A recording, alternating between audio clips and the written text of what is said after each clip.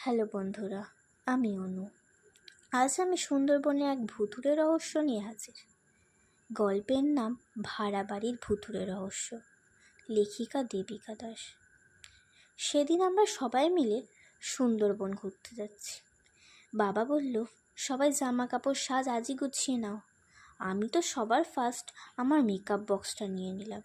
তারপর সকাল হতেই সুন্দরবন যাওয়ার জন্য বেরিয়ে পড়লাম।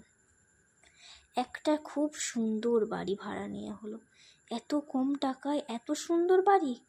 তাই মা বলে উঠল, বাড়িটা ভালো তো, পরে বিপদে পড়বো না তো? বাবা বলল, না না। তারপর ঠাম্মা, আমি, ভাই, মা, বাবা সবাই মিলে খাওয়া দাওয়া করে বেড়াতে বের হলাম সুন্দরবনের সুন্দর প্রাকৃতিক দৃশ্য দেখার জন্য। ভাড়া বাড়ি ফিরতে রাত 12টা বেজে গেল।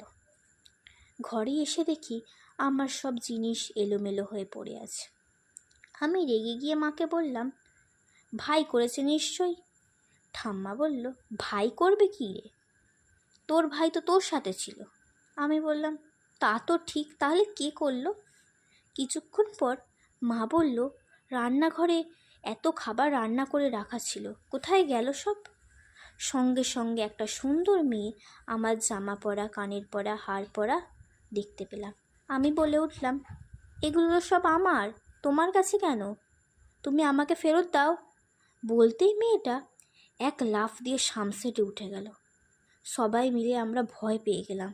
বাবা বলল, নামো নামো, সামসেট থেকে নামো। মেয়েটা খুব হেসে উঠল। সামসেটের উপর থেকে হাত বাড়িয়ে ভাইয়ের চুলমুঠিটা ধরে দোল দিতে লাগলো। ছাড়ো ছাড়ো করে সবাই কেঁদে উঠলাম। কারেন্ট চলে গেল। বলে উঠল, ছাড়তে পারি, তবে আমাকে আরও খাবার দে। ওই খাবার খেয়ে আমার পেট ভরেনি। বাবা বলল, অত খাবার খেয়ে তোমার পেট ভরল না?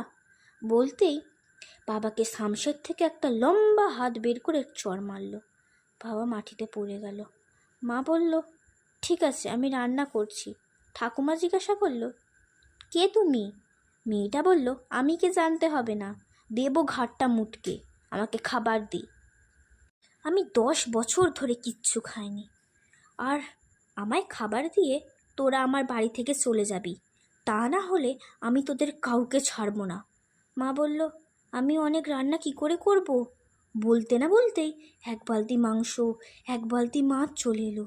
আমি তো ভয়ে বাঁচাও বাঁচাও করে চিৎকার করে উঠলাম। পাশ থেকে শুনতে পেয়ে যে ঘরটা দেখে দিয়েছিল সে লাইট নিয়ে আসে, আলো জ্বালিয়ে দেয়।